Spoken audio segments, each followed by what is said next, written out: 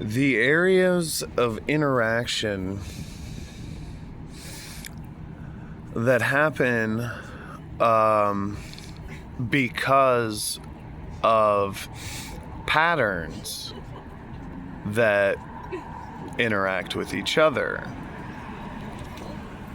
and give rise to what can be unrecognizable existence itself, the fundamental ground level. And so what's happening in the human experience is that something within us possibly is putting together a picture of light and sound. You know what I mean?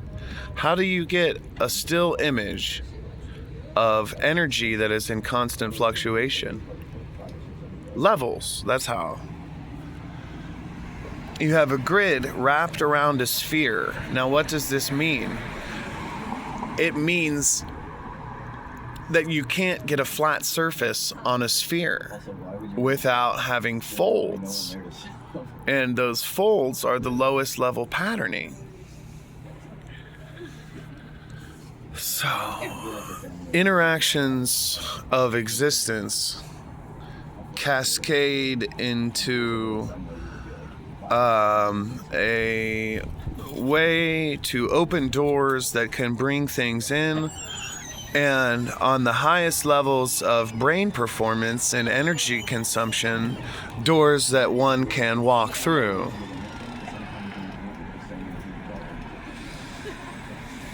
And it's all in the math, because if you were to take a straight line, but you're drawing it on a sphere, you end up with a circle. The Greeks used this type of math to figure out pi, which is the key to the door, because pi goes on forever. Infinity. Yet it determines the exact coordinates of a finite shape.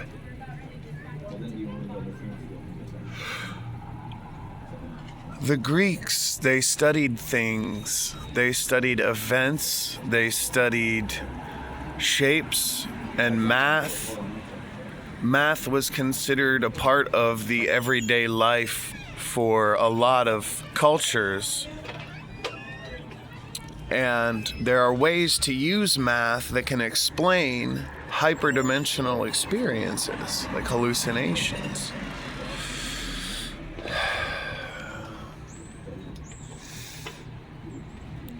Within the language of mathematics lie keys to understanding.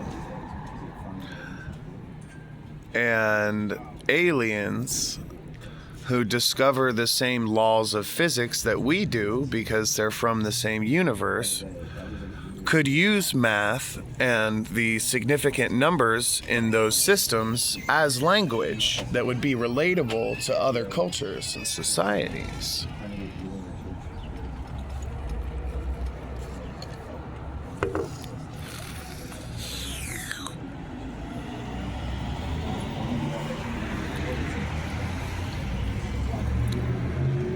On the other side of the doors of psyche lie experiences that connect us to the other side.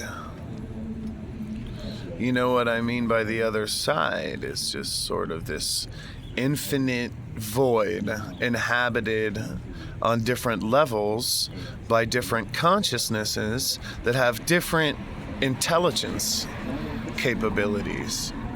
And some of these intelligence capabilities are so far beyond human intelligence capabilities that it's a wonder that they're even possible to perceive. And at the bottom level, the colors that are there coming through these doors are evidence that after we die, we continue to exist in a way that has no affiliation to the human body. That's all. The human body is the cocoon. It's the chrysalis. We release it when we're done with it, and we go off into level 2 reality. You know what I mean? I've seen things. Let's just put it that way. They conclude. You get to the end, and it's not death. You get to the end of what you thought life was, and then you realize, now what? Now what? There's something that needs to be done to reduce suffering? No? Well, then now what? Now what? Our whole lives we've been avoiding suffering and getting stuff done, and we don't know what to do, and there's nothing left to get done. But something is there. Something with a magnitude much higher than the significance of everyday life, beyond the richness of experience of having kids and loved ones and baseball and all that. There are experiences that have such a deep significance that they make people believe in life after death.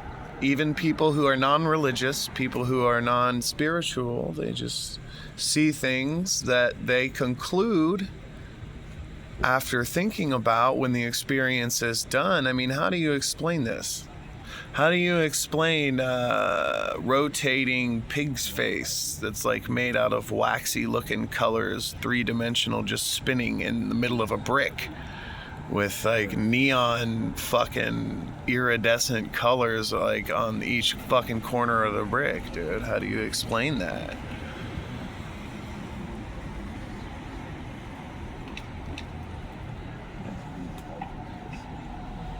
I closed my eyes one time. I was tripping, took some random psychedelics, and I like had this. It was like pouring a cup of pixels, pouring a pixel liquid into the back of my closed eyes. It was like this peacock appeared, and I ended up making a song about it. But any kind of intelligence that comes from an experience like this is self-explanatory, and if you walk away believing that it's you must have some ideology that contains some kind of principle that allows you to believe that you are a hyper-intelligent God on a level that you can access with psychedelics. But the point is to have the experiences without them. And so alchemy and paganism and tribal traditions and stuff, they're all about it. You know, they invoke these experiences. They take you from one extreme to the opposite, with good being the valence of the experience. So it's like no matter how far you go in any direction, it's good. And then you go in the opposite direction.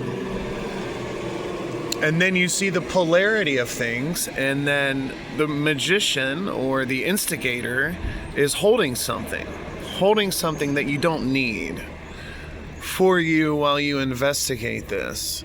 And whatever conclusions you draw, you know, are coming from the fact that he gives back what he's holding at the end of the experience. And so you go into this with consent. You go into this knowing that your life can potentially be changed by someone because of having an experience that is beyond the physical world. You know what I mean?